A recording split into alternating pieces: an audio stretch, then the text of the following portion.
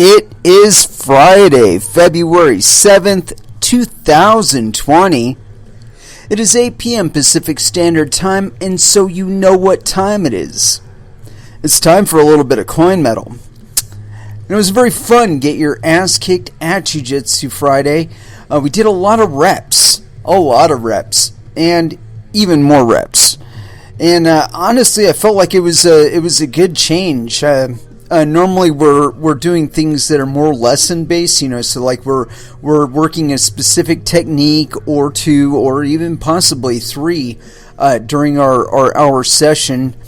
And but today was a different thing, and I liked it a lot. I wouldn't think it would be something that we'd want to do regularly. I don't know, maybe once or twice a month, maybe a little bit more than that. But certainly not too much more.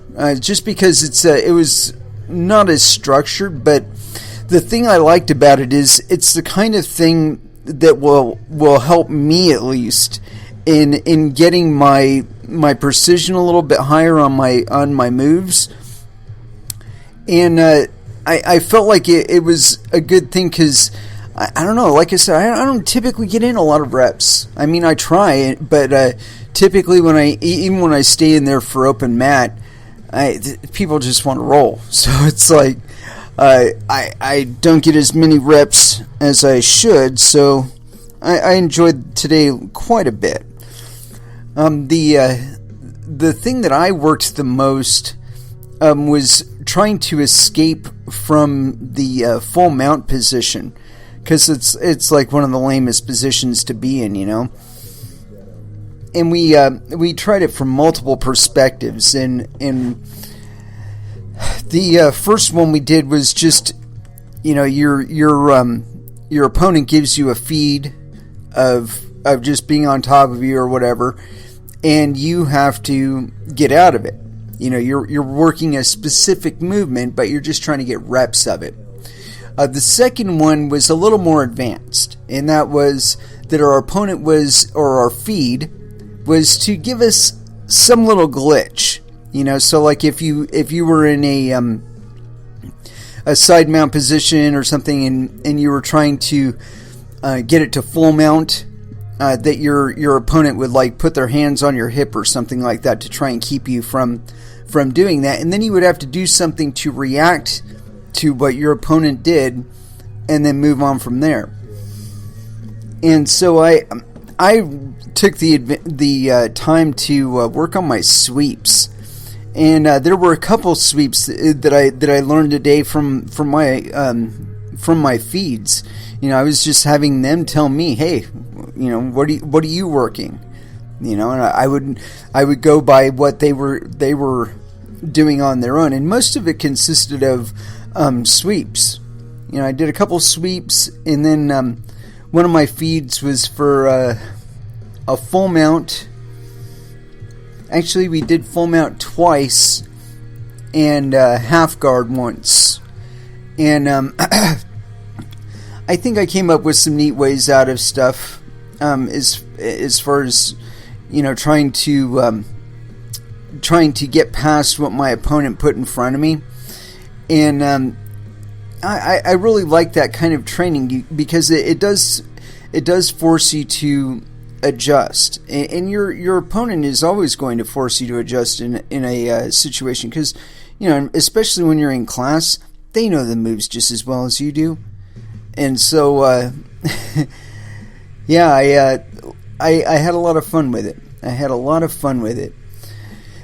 And then we did some sparring, and I don't know, I have been babying myself because of my hip, and I feel like that's become kind of a habit, but the last couple months I've been so busy with other stuff that I haven't been able to dedicate as much time as I want to jiu-jitsu, and so my game has been suffering a little bit, and I've been getting injured more. I mean, what the hell?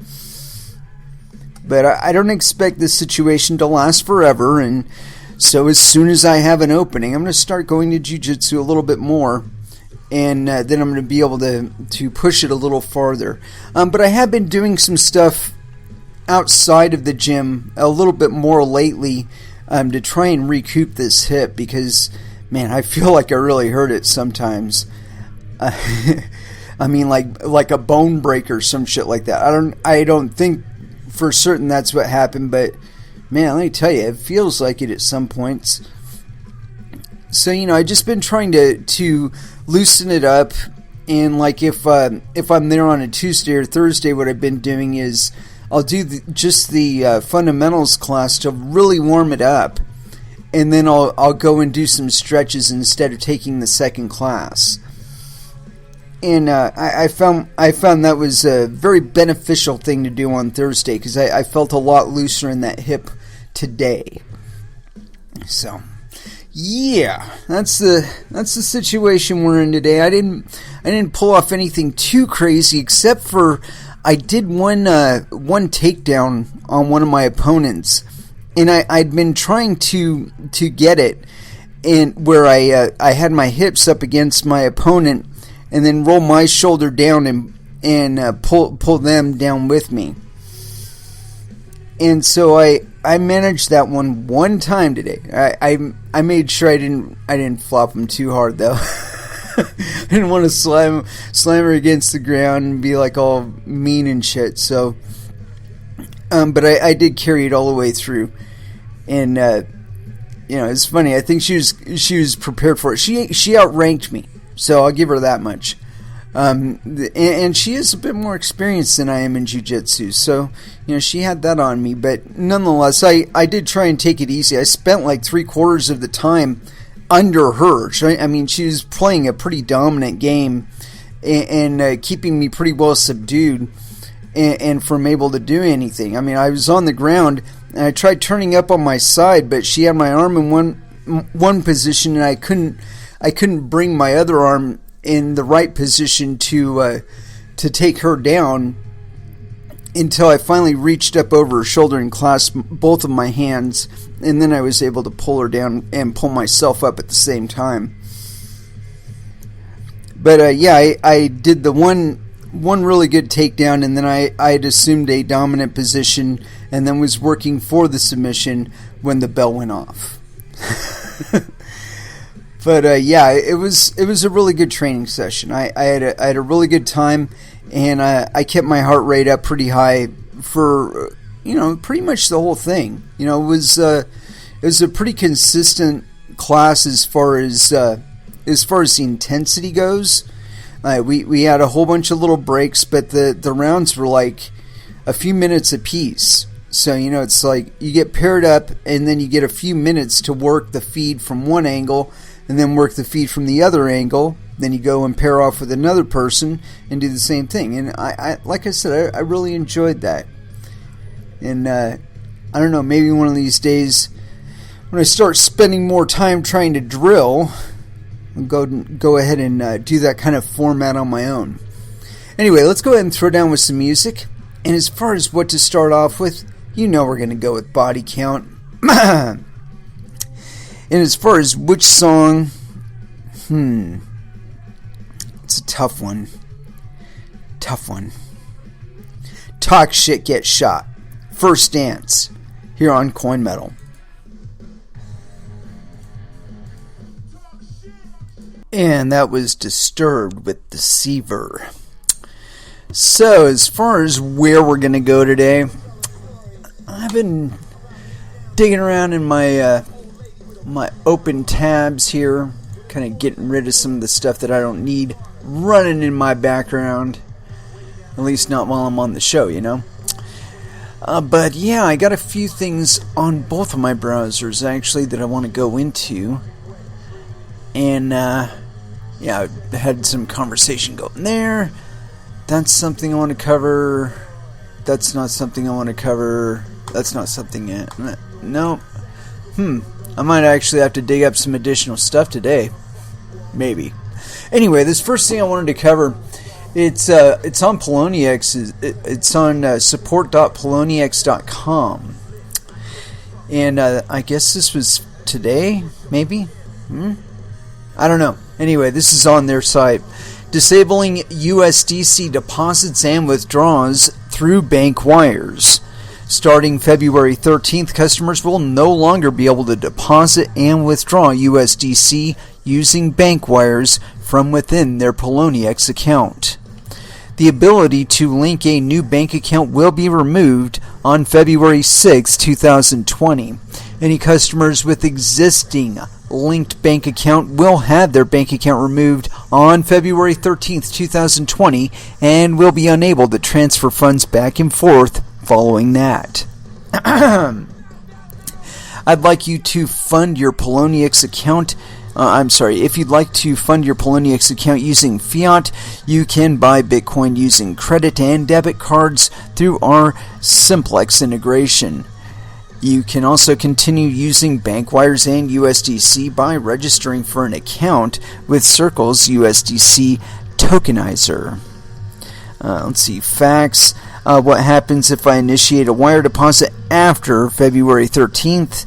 Answer, any wire received after February 13th will be automatically rejected and returned to the originating bank account. You may be charged a wire rejection fee. Question, what happens if I initiate a wire deposit before February 13th, but my wire arrives after the shutoff date? A. Answer, please note that your wire transfer will be subject to your bank's wire transfer timelines. Any wire transfer received after February 13th will be automatically rejected and returned to the originating bank account. You may be charged a wire rejection fee. Question, I initiated my bank redemption before February 13th. Will I still receive the funds in my bank? Answer, yes. If for some reason you don't receive your funds in your bank account, please reach out to us.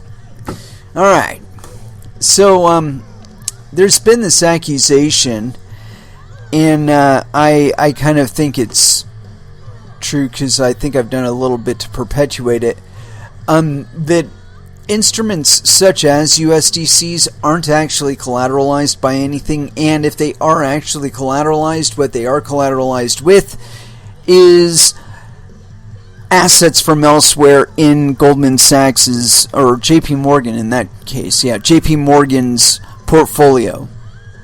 and I stand by that.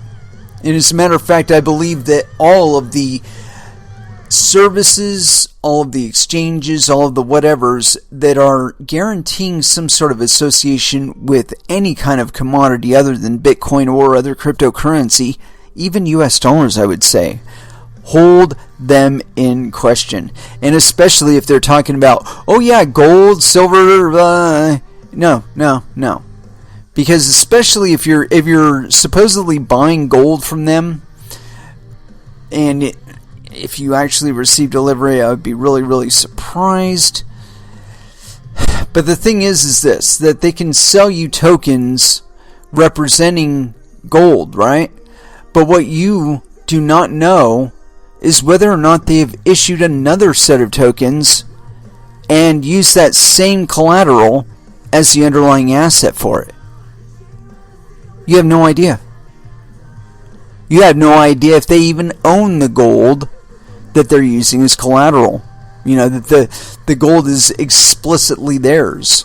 It's one of the reasons why it took 9 years for the United States to deliver half of Germany's gold, is because there are so many certificates and paper notes out there with claims on the gold that they actually have to go through them and say, okay, this guy had it for this period, but he sold it to this guy, and then this guy held it on for this period, and then he sold it to this guy, and they got to actually verify whether or not what the like bill of lading is, with regard to any volume of gold that they have in storage, because the entities that are supposedly custodying them, or owning them rather, they use them as collateral.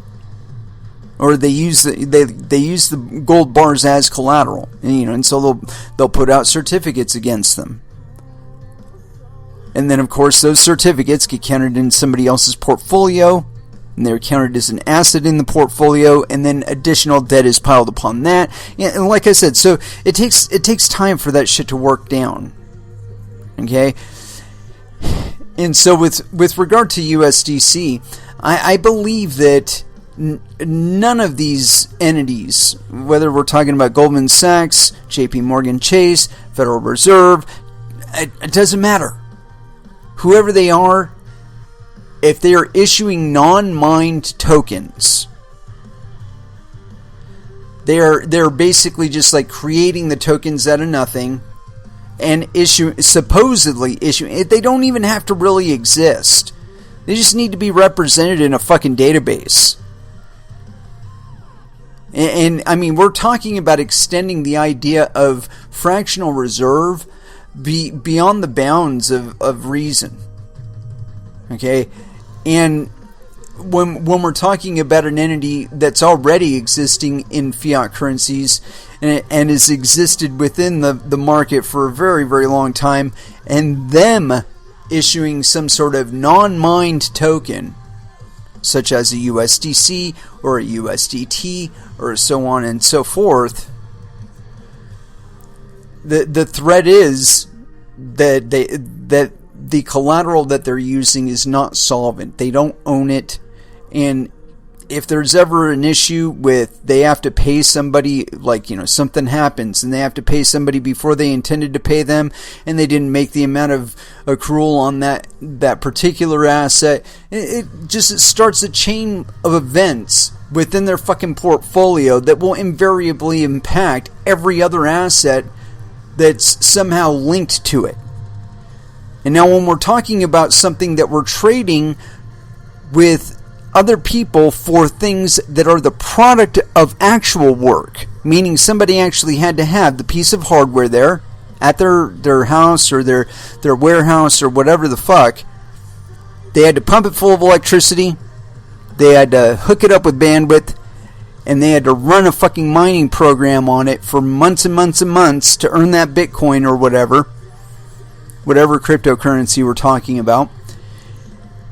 And they're selling them to these people on exchanges for things like USDC or USDT. They did the work. They got the coin. Actual work was performed. Actual hardware, real assets were behind the creation of those coins. And they're being exchanged for coins in which there was no work. And they're being exchanged on parity, on par with existing fiat currencies, in an arrangement I can only describe as fraudulent. I mean, really, I do not believe a single stablecoin issuer out there has the money that they say they have. If they're claiming that they've got a 1-to-1 ratio of backing, whatever, that bullshit. If they say they've got an equivalent backing in commodities, bullshit. Show me the fucking diamonds. Show me the gold. Show me the oil. I'm not even going to believe it's yours. I'm not even going to believe that you're the only person with a claim on it. I shouldn't have to. I should be able to look at the fucking public address that the coins were sent to. See how many coins were sent to it, when it was sent to it.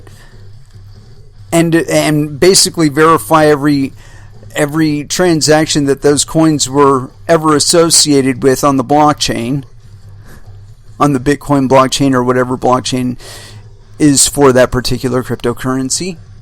But you can't do that with USDC.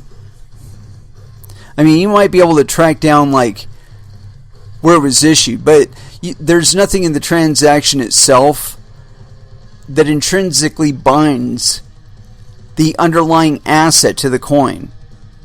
I mean, sure, somebody has a database where they're associated, but say we're talking about a house. Say you own a house, you bought a house in somewhere that's like 900 miles away from you. What you don't know about the house is that it's currently occupied by somebody who did not buy the house. Now, when you go to get the house or live in the house, and this person is living inside the house, What about that claim on the blockchain is going to make them move out of the house any quicker? Or is going to prevent them from being in the house to begin with? Not a goddamn thing. Because the house is physical. And the transaction is digital. Sure, you can verify it on computers and whatnot, but what if the guy that took over your house has guns? There's nothing, you can't do a transaction on the blockchain that's going to get him out of the house any faster, and certainly not without a firefight.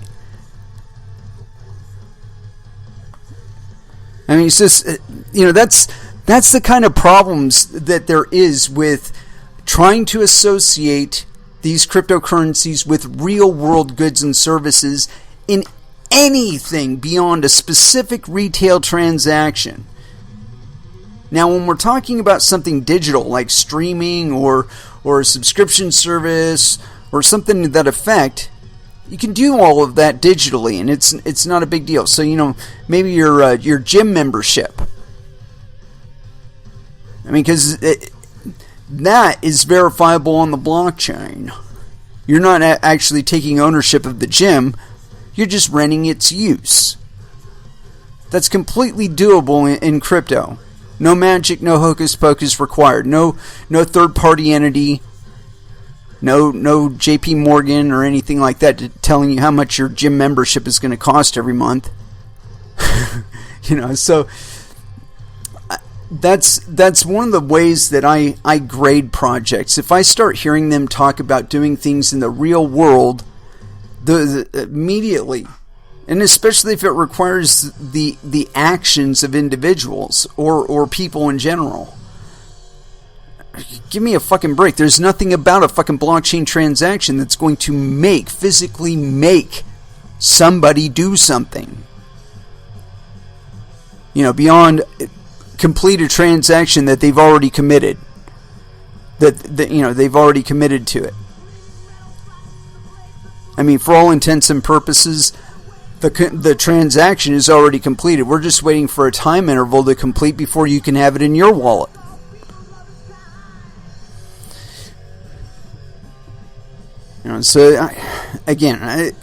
These are the things you listen for, and I'm telling you right now, if we do have another alt season, we are going to have another alt bloom. There are going to be projects that exist now that fail people's expectations. There'll be projects that do so well that other people copy their shit and release their white paper and all that other thing. But given the kind of regulatory friction that we're seeing on other surfaces and other ways of releasing coins, ultimately people are going to return to how Bitcoin was initially deployed, which is, hey bro, here's the fucking code. Join us in our fucking IRC chat room or Telegram chat room or Discord chat room or whatever, whatever communication that you're using, email platform, whatever, email group. Join up with us, mine this coin, and we'll work to get it put on exchanges. We'll work to distribute it to other people and get other people involved in mining it. It's going to happen. It happened before. And because it does require so very little with regard to software, hardware, bandwidth, electricity, because the actual task of transitioning monetary value back and forth is so easy and requires so little, it's inevitable that it will happen again. Inevitable. And there's not a goddamn thing anybody can do about it. So, you need to be watching out for specific claims. Okay, when they're talking about you're going to make a return, no. Their priorities are completely misaligned with what their coin is supposed to do. It's supposed to transact monetary value from person to person as quickly and conveniently and securely as possible, and on a public blockchain that is the product of a global network of miners whose sole activity is validating and completing those transactions and settling them globally. That is that is the ultimate use case of Bitcoin. A lot of this, like probably 99% of anything else that you've heard about cryptocurrencies is pretty much a distraction. You know, there have been mountains and mountains and mountains of disinformation, misinformation, incomplete information, explicit omissions to sift through. And if you're not paying attention, you are going to get slipped shit that isn't what you think it is. And you are going to get burned. It happens to the best of us, even to this day. But, you know, the general axioms play true in crypto. Is like, you know, if it sounds too good to be true, it probably is not true. You know, it is probably too good to be true. And I mean, that's pretty sage advice, I think. But yeah, so the reason I bring all that up and go off on that diatribe and whatnot is we got entities like the SEC and the CFTC and FinCEN and the NYDFS, and they're all trying to tell us how to do this fucking crypto thing. And I have a real problem with that. Mostly because they can't determine for you how to write software, and they certainly can't tell you who to give software to. They can't stop anybody from using your software. So the idea that they have anything to say about what you do with your hardware and your software is fucking complete lunacy as far as I'm concerned. But I got this thing, it's on CoinDesk. SEC Commissioner Hester Peirce proposes 3-year safe harbor period for crypto token sales. And this is authored on February 6, 2020 at 1600 UTC. And this is by Nicholas D. So yes, penis. SEC Commissioner Hester Peirce wants to give legitimate crypto projects a shot at success without running afoul of U.S. securities laws. The 2-year official at the Securities and Exchange Commission, nicknamed CryptoMom by the blockchain community, has formally proposed a safe harbor for token projects. It would give them some breathing room to develop their networks and communities before having to worry about the regulatory regime. Under Peirce's proposal, unveiled during a speech at the International Blockchain Congress in Chicago Thursday, crypto startups would have a 3-year grace period from their first token sale to achieve a level of decentralization sufficient to pass through the agency's securities evaluations, including the Howey test, the famous U.S. Supreme Court assessment. To date, the SEC has brought enforcement actions against a number of companies that created and sold tokens, including Telegram and Kik, to major messaging platforms. Quote, "The analysis of whether a token is offered or sold as a security is not static and does not strictly adhere to the digital asset, according to the notes detailing the proposal. In other words, some tokens may appear to have the qualities of a security at launch, but mature to the point where it no longer appears to be one." You know what that means? It means CryptoMom owns some Tron. Either the native token of the Ethereum blockchain may be one such example. SEC Director of Corporate Finance William Hinman, speaking on his own behalf and not the agency's in June 2018, said either by that point did not appear to be a security. SEC Chairman Jay Clayton later appeared to endorse this view, writing that digital assets could at some point no longer be investment contracts, though he did not mention either specifically. And they were talking about Ether, the native token of the... Oh, I'm sorry. It seems like I skipped some bit there. Ether, the native token of the Ethereum blockchain, may be one such example. Yeah. Basically, they did mature into their own thing. The biggest problem with Ethereum was that there was a pre-sale on tokens. So, yeah. Anyway, continuing on. Notably, Hinman suggested Ether may have begun its life as a security, but its network evolved in subsequent years. A similar transition was also seen with EOS. The SEC settled charges with the company last year, saying that the original ERC20 EOS token was a security, but the project's final EOS token was not. Holders migrated from the ERC20 token to a native version after the network was fully built out.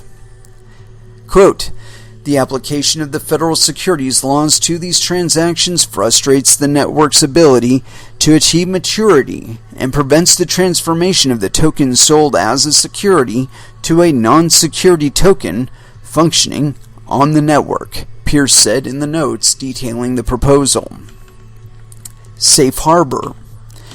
Peirce has floated the idea of a safe harbor in the past, but Thursday's proposal is the first formal attempt to make it a reality. It's not going to happen. If adopted by the majority of the SEC's other commissioners, it would create a strict set of requirements for crypto projects to raise funds through a token sale, including requiring personal disclosures, code disclosures, public notices, and a number of other factors. Quote, "The safe harbor is also designed to protect token purchasers by requiring disclosures tailored to the needs of the purchasers and preserving the application of the anti-fraud provisions of the federal securities laws," according to Peirce's notes. Specifically, the proposal defines an initial development team which will manage the network's development over its first 3 years, and network maturity, referring to a network that is not controlled and is not reasonably likely to be controlled by a single entity or individual, but is operational. There are a few coins out there that will actually fail that test. And Ethereum might actually be one of them. There's a significant amount of Ethereum's network that is actually on Amazon. So, Amazon's network, that is. Continuing on. The development team should disclose, quote, "the names and relevant experience, qualifications, attributes, or skills, quote, of each member, as well as how many tokens each member holds and how many they may earn through founders' rewards or similar programs." Fuck yourself. Quote, "The definition of network maturity is intended to provide clarity as to when a token transaction should no longer be considered a security transaction, but, as always, the analysis will require an evaluation of the particular facts and circumstances," the proposal states. At the end of the grace period, the initial development team will have to determine whether token transactions constitute securities transactions. The team would look to create liquidity for the token by securing secondary trading markets, which remain compliant with applicable money transmission and consumer protection laws, on top of their development efforts. Yeah, kiss my ass. Continuing. Admittedly, the liquidity condition may surprise observers of SEC staff positions in which attempts to facilitate secondary trading have been viewed as an indication or indicia, my apologies, indicia of a securities offering, Peirce said during her speech.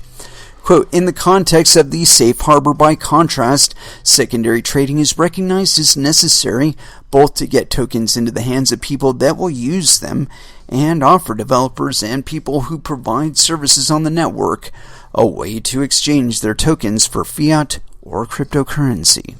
Yeah, that's up to exchanges. Also, in an effort to bolster consumer protection, Commissioner Peirce's proposal would require a token project's source code, transaction history, and a description of how an individual can independently search transaction history.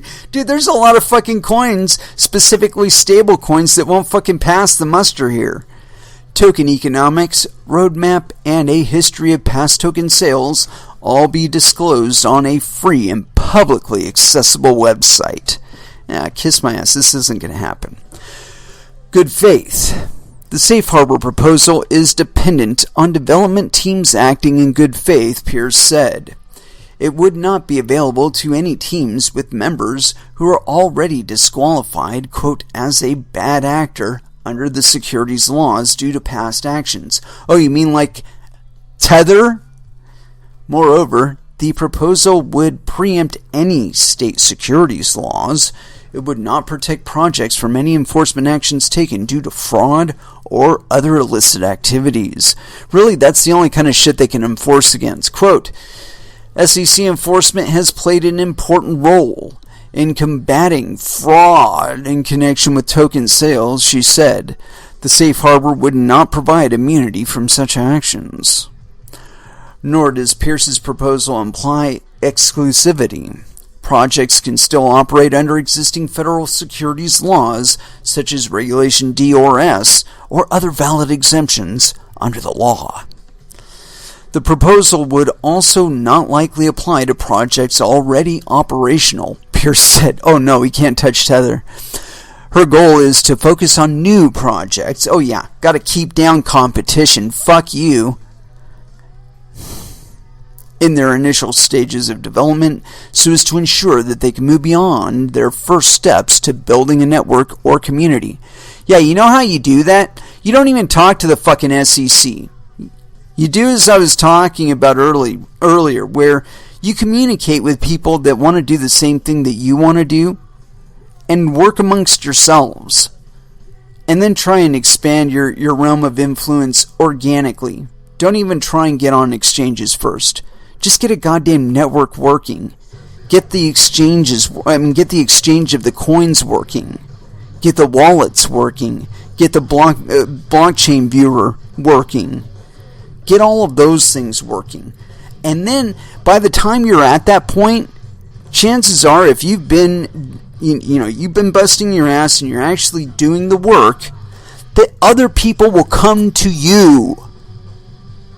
You won't need to go to anybody. You won't need to go to the fucking SEC. You won't need to go to the CFTC or anybody else. They will come to you. If your project is worth a shit, and you can demonstrate clearly that it is working, it works as expected, so on and so forth, by the time you're actually there, people will have come to you. Probably specifically to break up your project at first, but again, this is one of those tests, man. You're going to suffer divorces. You're going to suffer, custody issues with your kids. You're going to suffer banking issues. All of that. Because that's what it took for Bitcoin to get where it is. That's what it took for a lot of other cryptocurrencies to get where they are. A lot of people running on nothing but fucking hopium and caffeine. They had a project in mind. They saw it as a worthwhile project to invest their time and effort into, and they did it. They didn't need the SEC to tell them it was worthwhile. The market told them it was worthwhile. The market came to them, said, give me that fucking mining software. It looks like your shit's way more efficient than Bitcoin. I might actually be able to make some return on that if this ever gets onto an exchange. If this ever gets onto an exchange.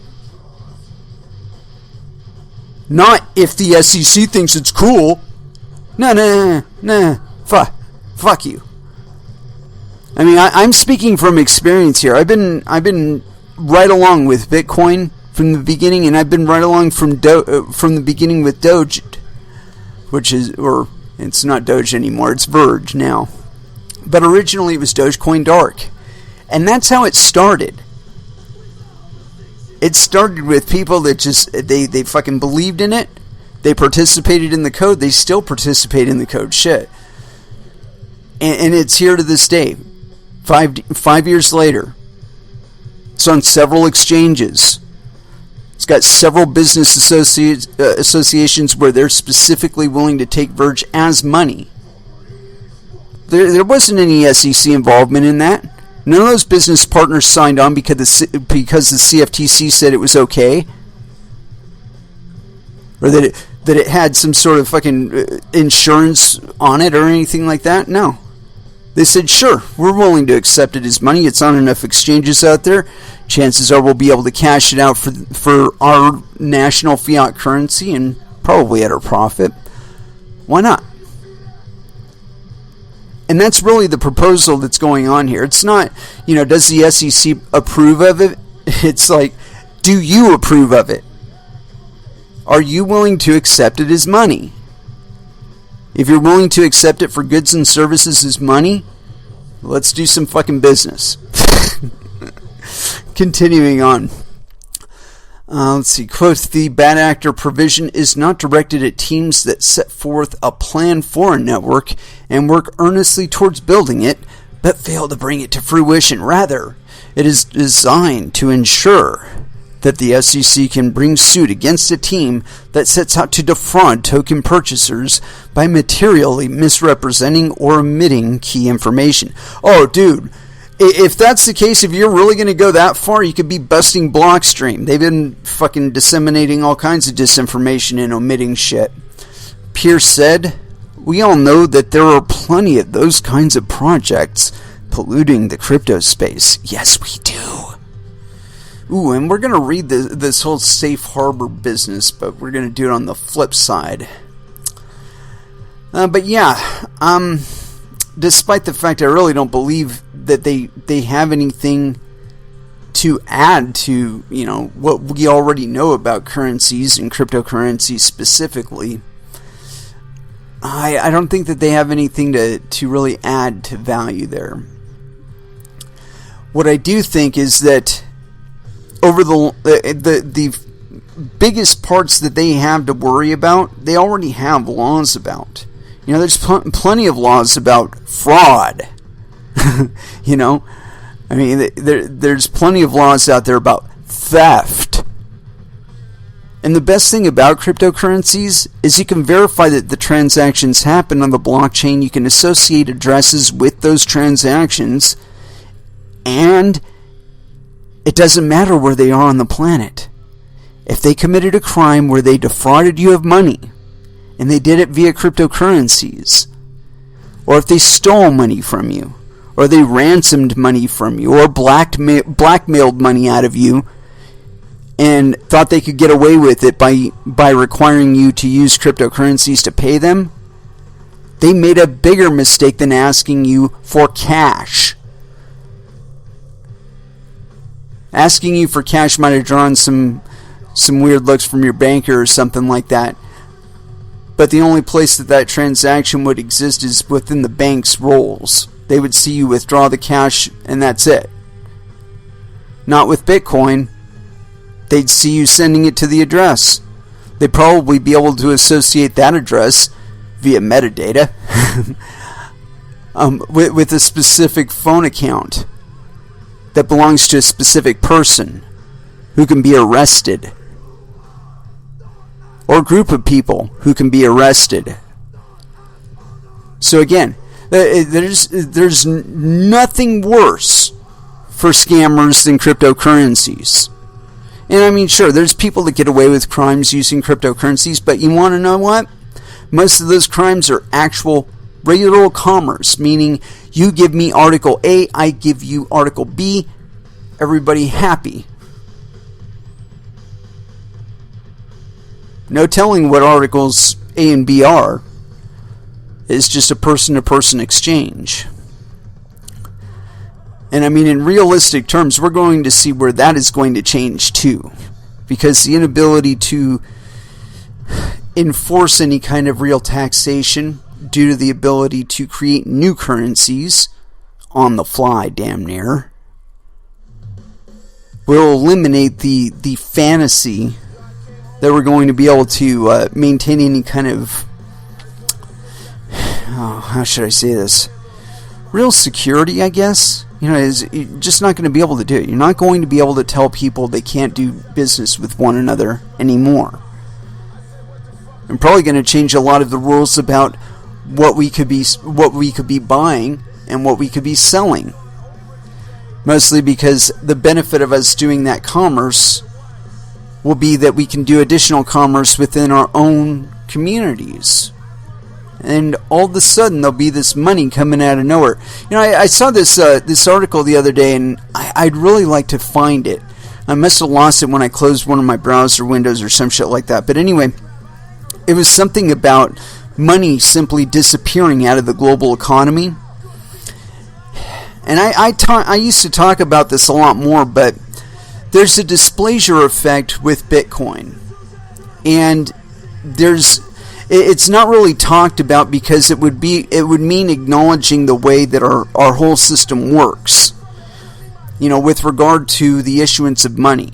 See, by the time that liquidity actually makes it out to the open market, it's been through several hands already. It's already enriched people and they've gotten their cut already. By the time it gets down to you, it's not worth as much. But anyway, there's this activity, this financial activity that is required to happen before it even gets to you.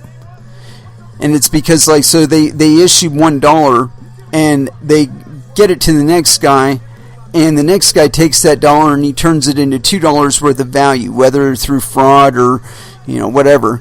He gets $2 out of it. And so he sells those $2 into the market, and the next guy takes those $2 and turns them into $4. And usually, again, by doing fraudulent things like using it as base for fractional reserve. And so every dollar that you take out of the system, that you put into cryptocurrencies and put into, say, your own wallet, when you've done that with monetary value, that's monetary value. That's dollars that are no longer circulating in the economy, that banks aren't issuing loans against and using as collateral for loans. And so that effect is basically, it's draining the economy of liquidity, because most of the liquidity that was there was just bullshit. It's extended IOUs 6 layers deep. Well, if you don't have that dollar to issue fucking IOUs against, that creates a big ass divot over time in your economy. And that's what's happening right now. I believe it.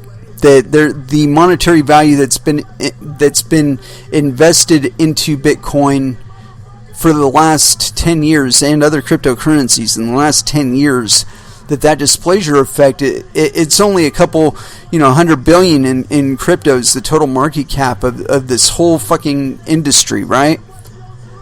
But it's displacing trillions of dollars in IOUs that weren't written because they didn't have the fucking collateral for it. You have to have some sort of collateral. Whether or not you have the collateral you say you have, that's a whole different story. Because otherwise we're talking about fraud. Anyway, let's go ahead and throw back down in some music. As far as where to go, I've been dying to find some way to sneak Probot into the whole mix, and so I think I'm going to do it with this. Centuries of Sin by Probot, here on Coin Metal.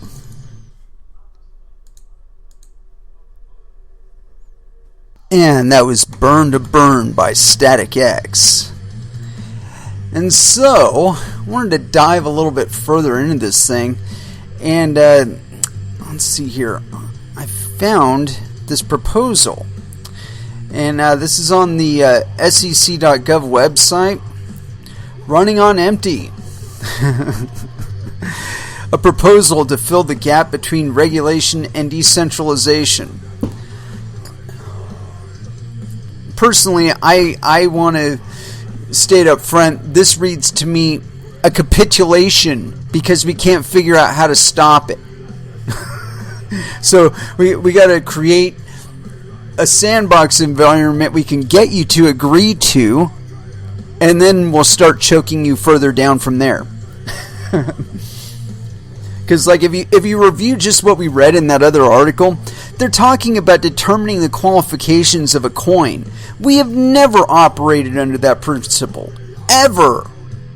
We have never operated under the principle that these quote-unquote securities, these quote-unquote coins, whatever, have been quote-unquote compliant with any of these monkeys. So the idea that After 10 years, we're finally going to start fitting into the box. Complete bullshit. You know, the fact of the matter is these projects, because they have to operate on a 24/7, 365-day fucking interval. They have to fucking be perpetual, basically.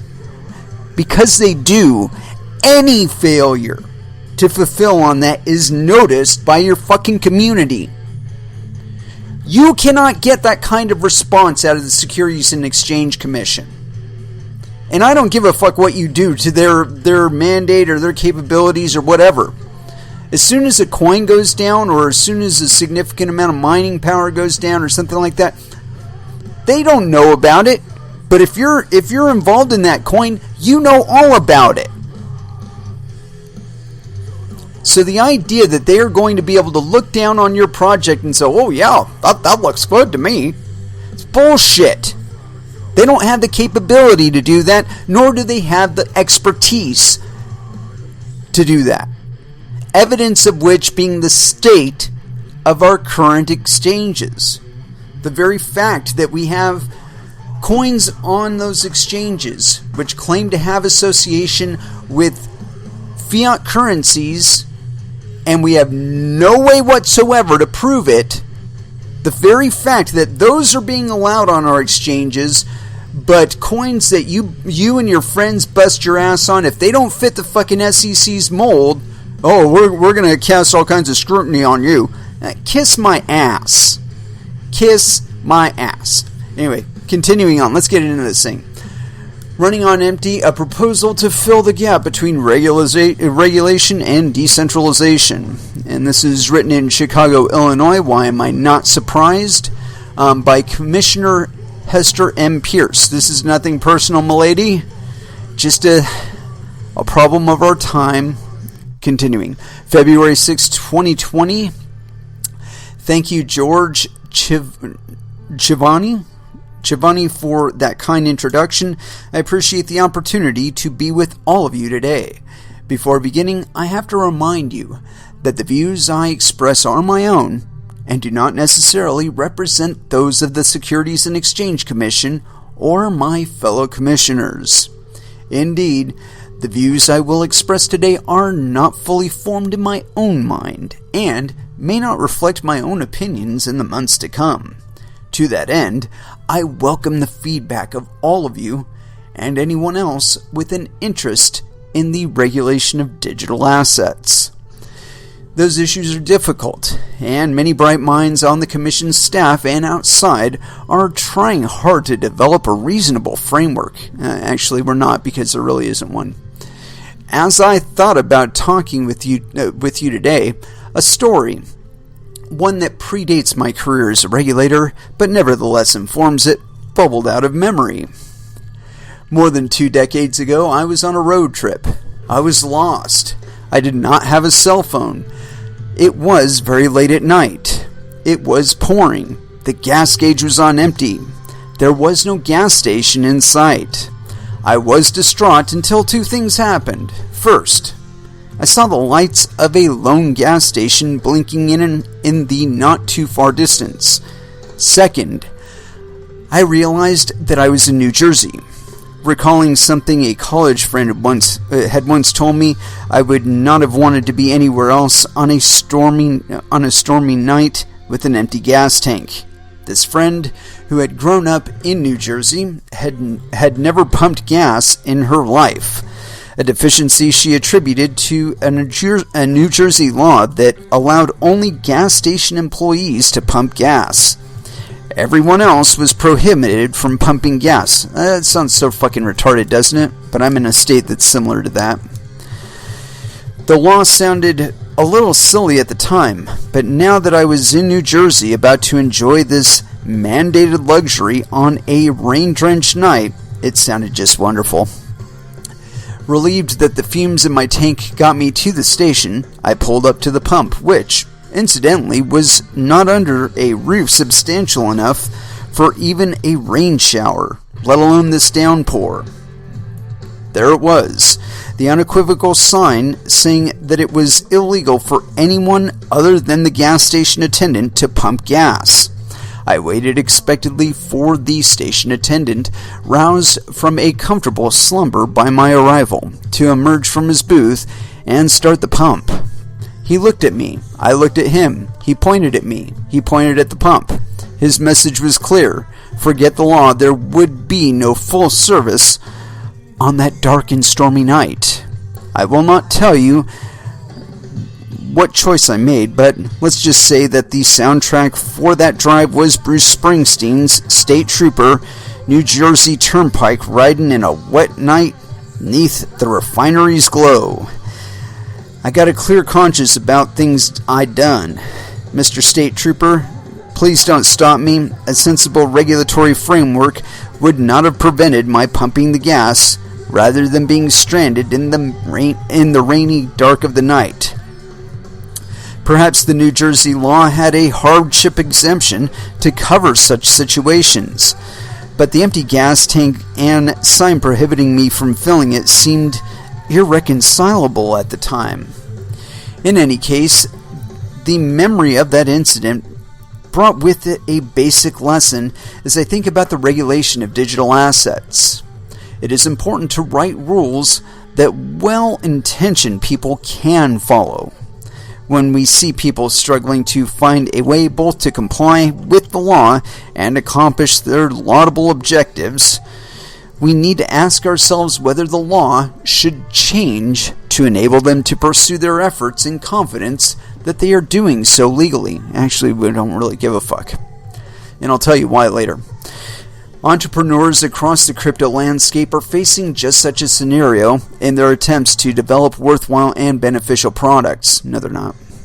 Whether it is issuing tokens to be used in a network, launching an exchange-traded product based on Bitcoin, providing custody for crypto assets, operating a broker-dealer that handles crypto transactions, or setting up an alternative trading system where people can trade crypto assets, our security laws stand in the way of innovation. While I look forward to working with people in the community to develop solutions to each of these problems, today I'm going to focus on how to address the regulatory difficulties faced by people who want to build functioning token networks. Before detailing my proposal for a safe harbor, I will first outline the problem. Many crypto entrepreneurs are seeking to build decentralized networks in which a token serves as a means of exchange on or provides access to a function of the network. In the case of building out the network, they need to get tokens into the hands of other people, but these efforts can be stymied by concerns that such efforts may fall within the ambit of federal securities laws. The fear of running afoul of the securities laws is real. Given the SEC's enforcement activity in this area, these fears are not unfounded. The SEC has scrutinized token sales through the lens of SEC v. Howey, a now infamous case describing what an investment contract is. An investment contract is one type of security under our federal securities laws. The Howey case dealt with the sale of orange groves, and subsequent cases have involved the sale of a host of other esoteric assets. In the Howey case, purchasers of units in the orange grove were deemed to be purchasing securities because they were buying the managerial efforts of others along with their piece of the orange grove. The SEC has tried to apply the Howey analysis to crypto, but doing so is not particularly easy. For example, some commenters have pointed out that we have elided the distinction between the token and the investment contract. The contract transaction or scheme by which the token is sold may constitute an investment contract, but the object of the investment contract, the token, may not bear the hallmarks of a security. Conflating the two concepts has limited secondary trading and has had disastrous consequences for the ability of token networks to become functional. Also of concern, suggesting that tokens will increase in value combined with securing secondary market trading can trigger a conclusion that those tokens are being sold pursuant to an investment contract. There are circumstances in which the security label fits, but in other cases, promises made about a token's increasing in value are nothing more than expressions of the hope that a network will succeed and be used by lots of people. I would argue that the analysis should focus on the objective nature of the thing offered to the purchasers. If the token seller is simply discussing the potential for an increase in the value of a token in the same manner that a seller of any number of other consumer products might appeal to purchasers' desire to buy a product of lasting or even increasing value. Let's see. Is there an investment contract? The subjective intent of any particular purchaser should not be controlling. If it were, then is there any end to the Commission's authority?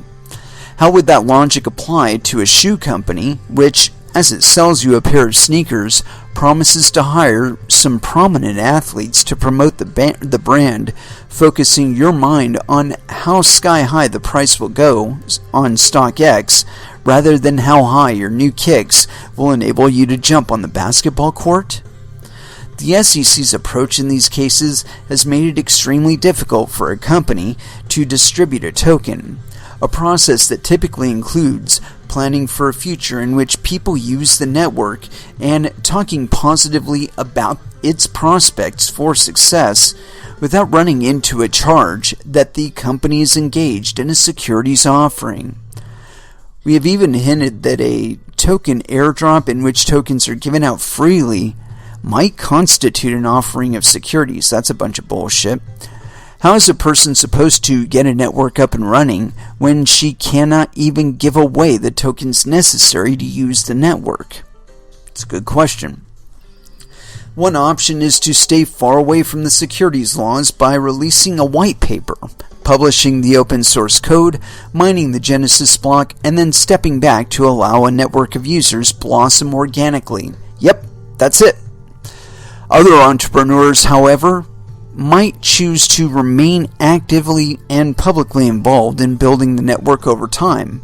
Some of these people have chosen to proceed with their token offerings as planned in the hopes that they can avoid scrutiny under the securities laws and perhaps convince the SEC that their networks are sufficiently functional to avoid the securities label.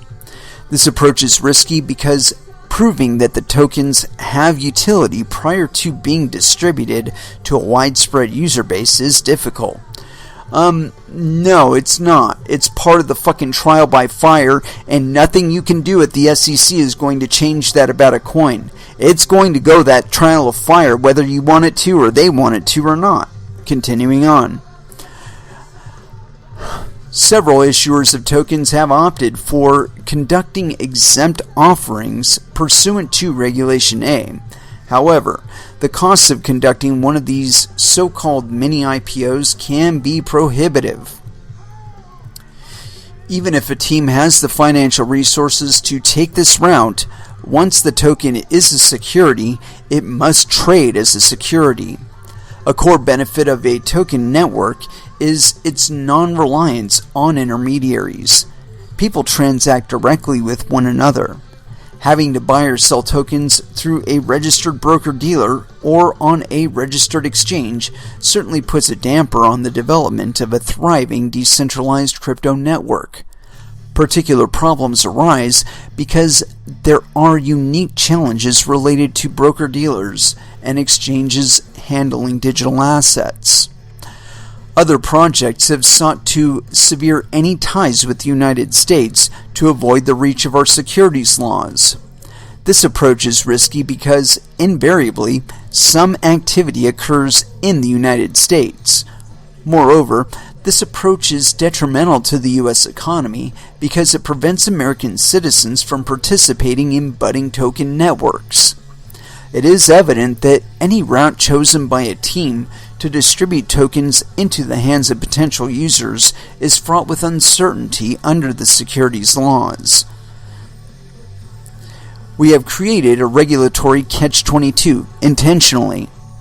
Would-be networks cannot get their tokens out into the people's hands because their tokens are potentially subject to securities laws. However, would-be networks cannot mature into functional or decentralized networks that is not dependent upon a single person or group to carry out the essential managerial or entrepreneurial efforts unless the tokens are distributed to and freely transferable among potential users, developers, and participants of the network. The security laws cannot be ignored, but neither can we as securities regulators ignore the conundrum our laws create. Actually, there is no conundrum. You people assume that you have some sort of authority over a kid in Uzbekistan writing code, but you do not. Continuing on. There is, I think, a way to address the uncertainty of the application of the securities laws to tokens. The safe harbor I am laying out in this morning recognizes the need to achieve the investor protection objectives of the securities laws, as well as the need to provide regulatory flexibility that allows innovation to flourish. Actually, the only way to do that is for you guys to just shut the fuck up about it and ignore it. But continuing on. And giving them the ability to participate in networks of interest to them. The safe harbor also provides network entrepreneurs sufficient time to build their networks before having to measure themselves against a decentralization or functionality yardstick. Actually, that's not a call for you to make, SEC. That's a call for the market at large to make. Continuing on. I have spoken openly about my intention to sketch out a safe harbor, and in response, I've gotten some very helpful feedback, but before detailing the specifics of my proposal, I want to emphasize that this remains a work in progress. I look forward to additional input, and if I am able to eventually convince my colleagues to add consideration of such an approach to the SEC rulemaking agenda, many other voices I hope will weigh in. For now, the text of the proposed safe harbor is available for viewing as an appendix to this speech at sec.gov and will be posted on social media so that unfiltered critics can apply their editorial hacksaws to it.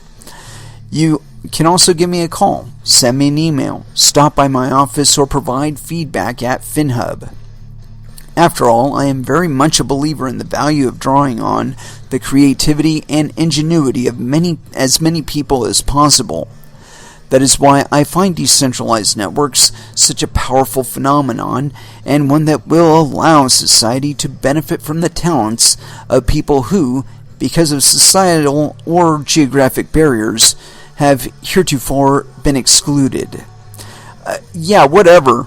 You're talking about generating a framework that's going to keep them out, invariably. So I don't see that this is useful at all. Continuing on.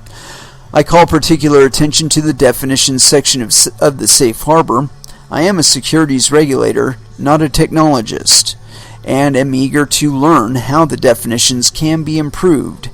The challenge is accurately capturing the technology without baking in terminology that will become outdated in a short period of time.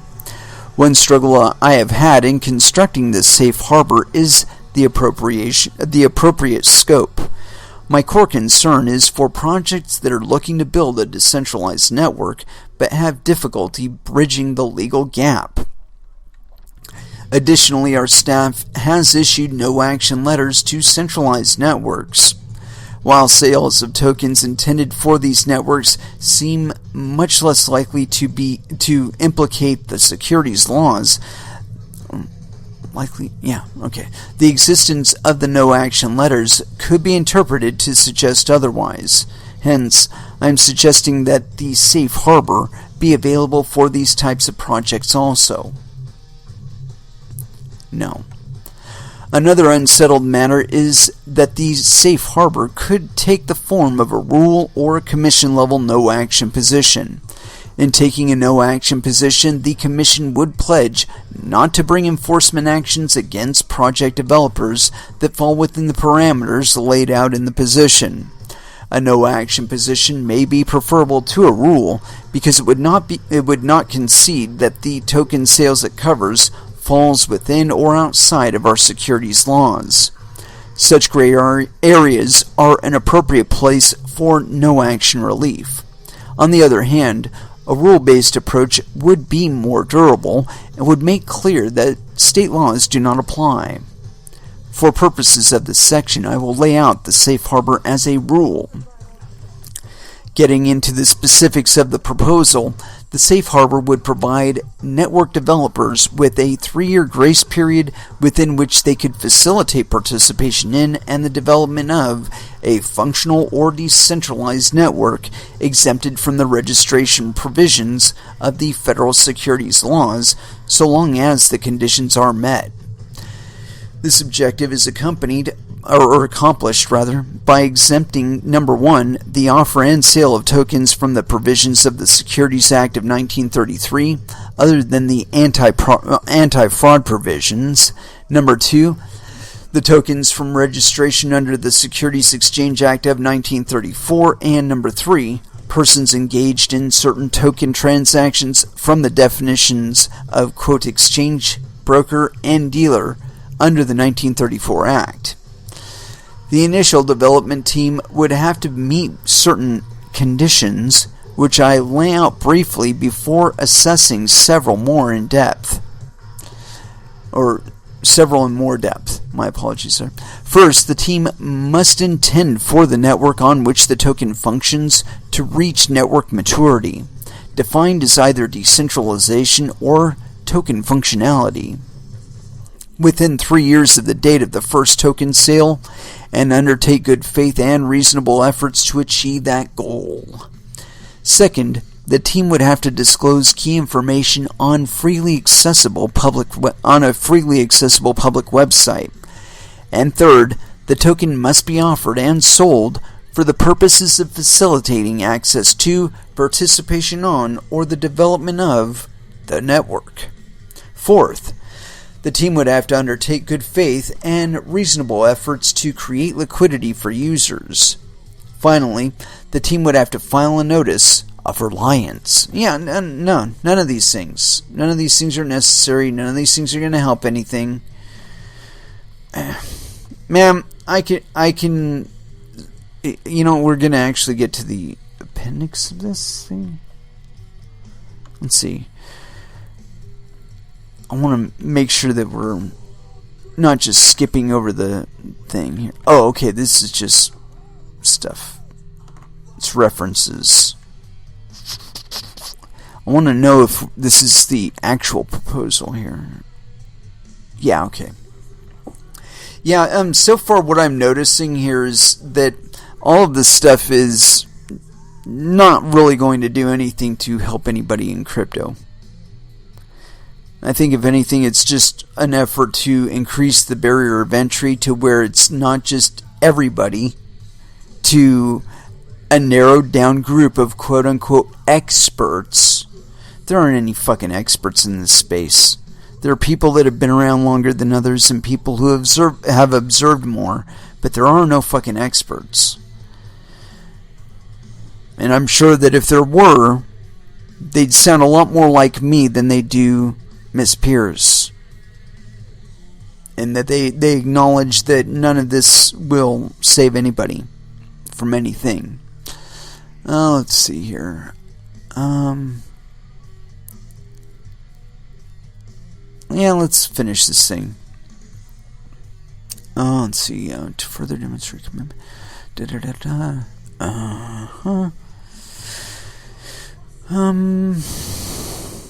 Let's see. The first requirement that the initial development team must be intended for the market to reach a network maturity within 3 years is intended to focus project teams' minds.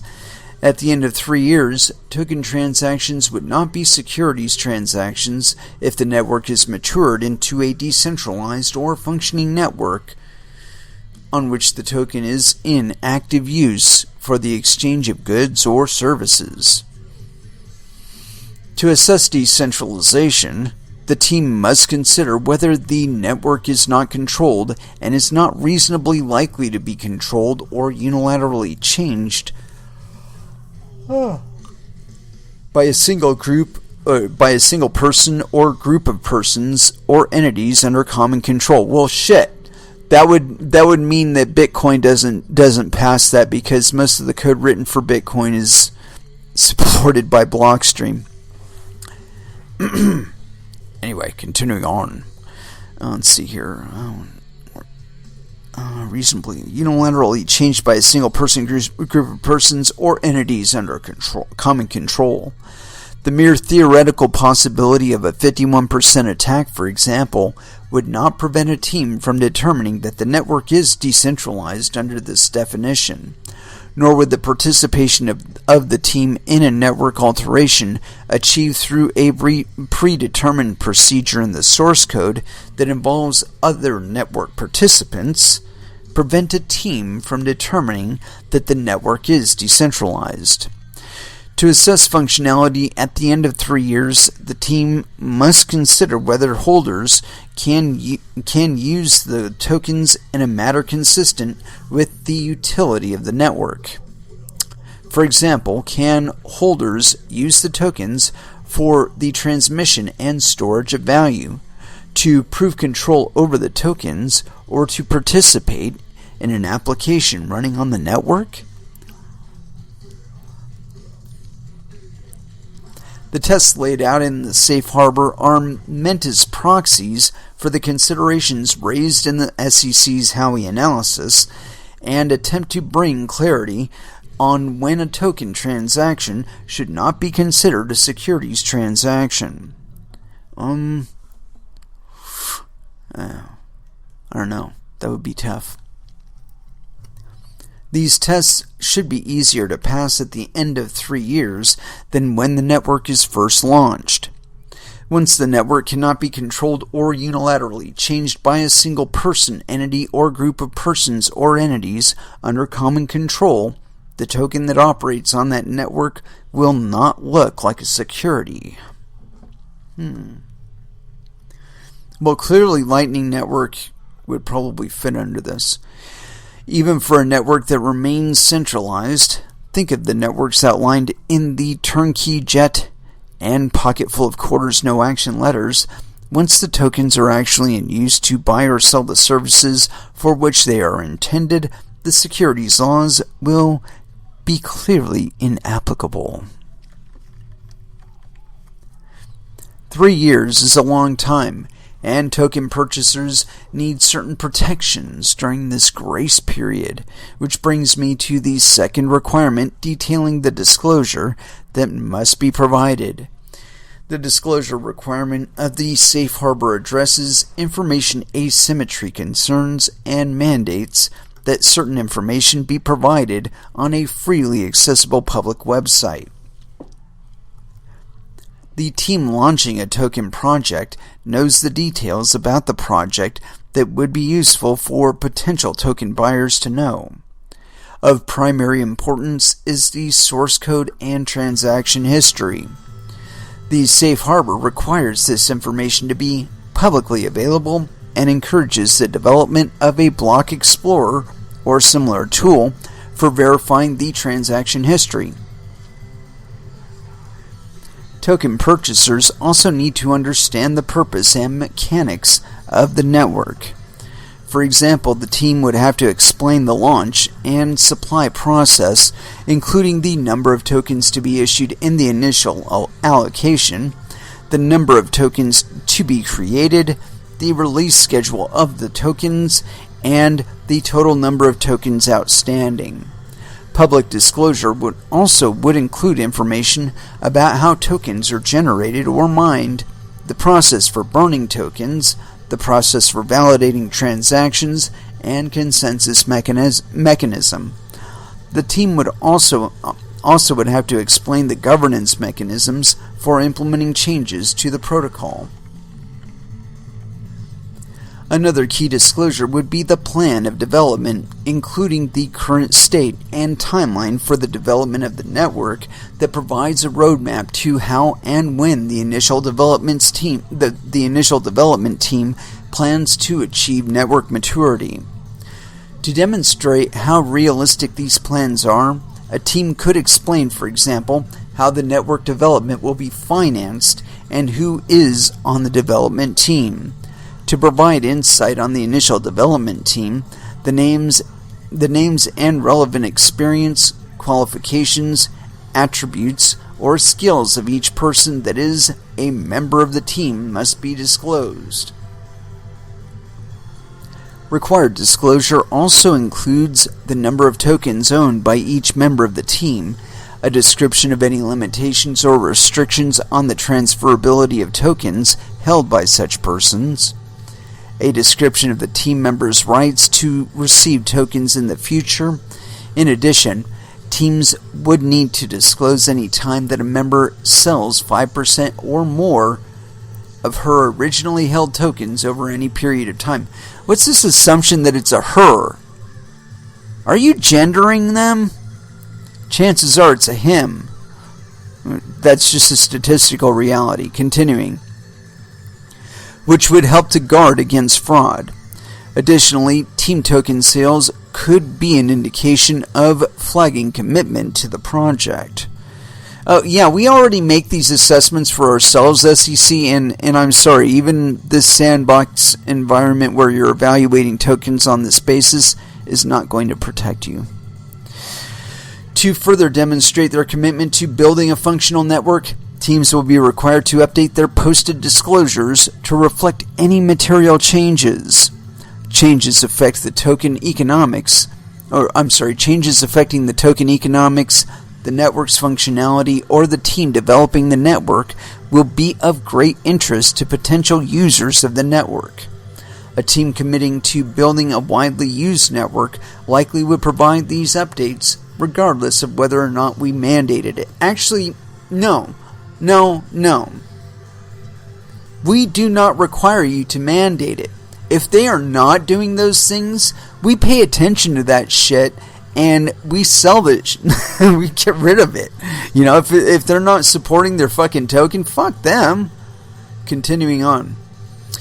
Third option is that the token must be offered and sold for the purposes of facilitating access to, participation on, or the development of the network. This condition, along with the definition of token, is meant to clarify that the safe harbor is not appropriate for debt or equity securities masquerading as tokens. The safe harbor's fourth condition requires the team to attest that if it intends to and will undertake good faith and reasonable efforts to create liquidity for users. To the extent the team attempts to secure secondary trading of the token on a trading platform, the safe harbor requires the team to seek a trading platform that can demonstrate compliance with all applicable federal and state law, as well as regulations relating to money transmission, anti-money laundering, and consumer protection. Moreover, to alleviate existing regulatory uncertainty on the applicability of security laws to the secondary trading of tokens, the safe harbor would exempt persons engaging in certain token transactions from the definition of quote exchange, broker, dealer under the 1934 Act. Admittedly, the liquidity condition may surprise observers of the SEC staff positions in which attempts to facilitate secondary trading have been viewed as indicia of a securities offering. In the context of the safe harbor, by contrast, secondary trading is recognized as necessary both to get tokens into the hands of people that will use them and offer developers and other people who provide services on the network a way to exchange their tokens for fiat or cryptocurrency. To the extent it is aware, the team would disclose any secondary trading platforms on which the token trades. Oh, really? Are you going to be requiring JP Morgan to be doing the same thing with all of their private Bitcoin trades? No, I don't think you will. The final condition is the need for the team to file a notice of reliance on Edgar within 15 days of the date of the first token sale in reliance on the safe harbor. As part of the filing, a member of the team would have to attest to all the conditions of the safe harbor are satisfied. The notice filing would also include the website where the required disclosure may be accessed. None of the disclosures required by the safe harbor would be provided in the notice filing on Edgar. And another thing, it's not actually up to the SEC to define new regulations. That actually has to be mandated by law.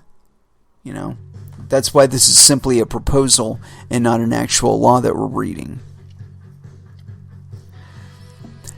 Having outlined the conditions of the safe harbor, I would like to emphasize a few points concerning its scope. SEC enforcement has played an important role in combating fraud in connection with token sales. No, it hasn't. The safe harbor would not provide immunity from such actions. First, the safe harbor would not be available to a team if one or more of the members of the team is subject to disqualification as a bad actor under the securities laws. Second, the safe harbor would reserve the SEC's anti-fraud authority with respect to token sales under the safe harbor. Although the safe harbor would preempt state securities laws, it would not stand in the way of state anti-fraud actions. If anyone lied in connection with selling tokens pursuant to the safe harbor, the SEC or the state could bring an enforcement action. This provision is not directed at teams that set forth a plan for a network and work earnestly towards building it, but fail to bring it to fruition. Rather, it is designed to ensure that the SEC can bring suit against a team that sets out to defraud token purchasers by materially misrepresenting or omitting key information. We all know that there are plenty of those kinds of projects polluting the crypto space. Yeah, there are. Most of them are associated with Bitcoin, so I don't know what the fuck you're trying to achieve here. It is also important to note that the safe harbor would be available for tokens that were previously sold in a registered offering or pursuant to a valid exemption under the Securities Act. These teams may need the safe harbor in order to permit secondary trading to occur and to distribute their tokens more widely into the hands of potential users. Tokens that are already in widespread use on a decentralized network presumably are not securities and therefore would not need to take advantage of the safe harbor. It is during the development phase that questions about the securities non-securities line seem to be most difficult to resolve. Once a token network is up and running, few people would advocate application of the securities laws. By essentially buying time for this question to be answered, the safe harbor makes it much more likely that the question as to whether something is a security can be answered in the negative. Now that I have outlined the safe harbor, I suspect some of you are asking, who cares? I get the point. I'm one of 5 commissioners. I cannot write rules unilaterally. However, to quote another of the boss's songs, quote, "You can't start a fire without a spark." Yeah, you can't create a hill without rocks. It does not hurt to get the ball rolling. People change their minds. Moreover, if we're going to do something like what I suggest today, I want to get it right. Yeah, there's no way to get this right. Getting it right means that I need people like those of you in the audience or reading this speech to weigh in and tell me what I have gotten right and what I have gotten wrong. Don't be that guy in New Jersey telling me I have to do this all by myself. Yeah, I'm not going to get into the preliminary notes on the appendix of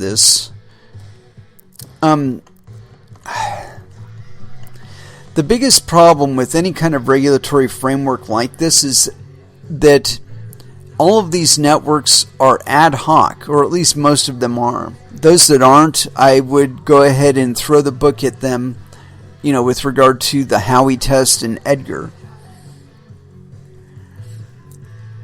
Simply because they fail in some way, shape, or form to address certain issues, such as their actual liquidity. But the fact that we have entities like the Petro out there, whether or not that actually exists or has been on any exchanges, I don't know. I haven't seen it, but it was intended to be traded on exchanges.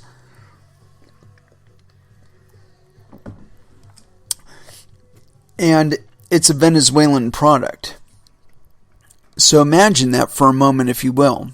That you were to log on to Coinbase one day and then Petro would be available. Or you'd be in your Telegram group and somebody would be offering to sell you Petro for something else. And if you had the ability to get that Petro, you'd probably want to participate in some sort of exchange that you could sell it on. But yeah, basically they're in the same exact place they were when Bitcoin started. That, and they even talk, or she even talks about the issue of coin issuance and simply giving coins out, which is what we did initially with Bitcoin.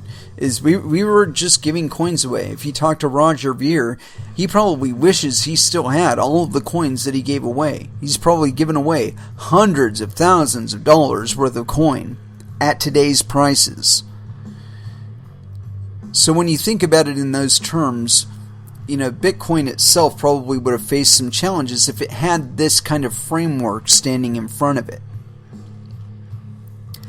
But again, if you enact this in any place, the rest of the world that is not adhering to it or issuing a similar framework is suddenly a playground where everybody else can participate but us here in the United States. Unless, of course, we're doing so illegally. But yeah, I see this as an unfortunate development, honestly, is that they're still under this illusion that they have something to say about these cryptocurrencies or how they should operate, and they really, really don't. This seems reasonable. But the thing is when we first started with exchanges, there was no AML KYC bullshit. You just needed an email and a receive address and some money. So the idea that we require such entities as the SEC to tell us, we don't. There were plenty of us that have been defrauded or scammed or whatever, and that is part of the trial by fire too. Because we're not talking about coins that are backed by a national government. We're not talking about something where there are entities out there like what's that one? FINRA? I think it's FINRA. It's like it's an insurance policy that it's not FINRA. There is FDIC. Yeah. That, like banks, they're required to have FDIC insurance. There isn't a fucking FDIC policy out there that is going to cover you for your coins. Simply can't be done. So the idea that, so what? We got burned. Again, because there is no FDIC backing up the contents of your wallet, you are your FDIC.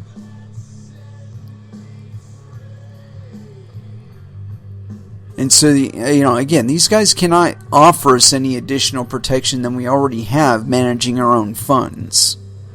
You are the best entity out there to determine that, not the SEC.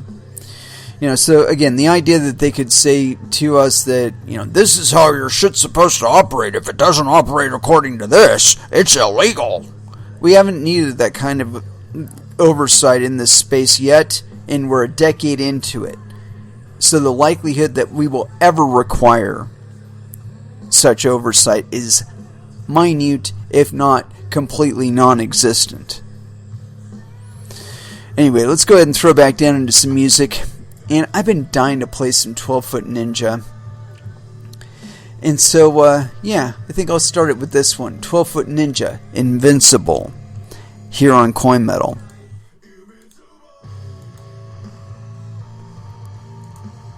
And that was Nothing Face with Make Your Own Bones. And it is with that I like to wrap up this episode. Thank you very much for listening. I certainly do appreciate the support. We will be back again on Monday at 8 p.m. Pacific Standard Time. And so until then, I want you all to trade safe. Do your homework. And watch out for your own bunghole, because nobody else is going to do it for you. Not even the SEC. And as far as our last dance is concerned, of course I haven't picked one out. Just got to kind of roll with it, see what happens, see what we can find in the last minute. And so I'm kind of scrolling down here, and one of these days I'm going to have a better interface so that I could just ask you guys, what do you guys want to hear? And you can just tell me. And so, I guess let's go with a little bit of Rivers of Nile for our last dance. The Silent Life. Last dance here on Coin Metal. Thank you again, and y'all have an excellent weekend. Good night.